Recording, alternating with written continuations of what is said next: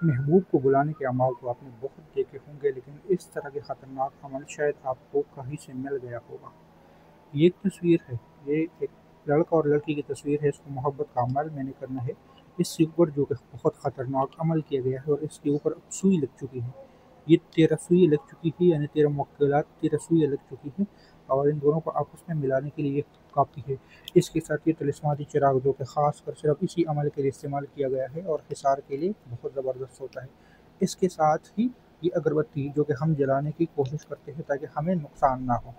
ये अमाल है, अगर आप लोगों ने भी अपने लिए मोहब्बत या मियाँ-बीवी की नाइतफ़ाक़ी के लिए अमल करना है, तो आप लोग व्हाट्सएप पे राब्ता कर सकते हैं। इस पे और बहुत सारे अमाल रहते हैं, क्योंकि इस पे नाम लिखना है और भी बहुत सारी चीज़ें हैं, लेकिन जितना मैं यहाँ पे दिखा सकता हूँ, दिखा रहा हूँ कि महबूब को लाने के लिए इससे पावरफुल अमल कोई और नहीं हो सकता। ये है हुरूफ़ी सवामित का ताकतवर अमल।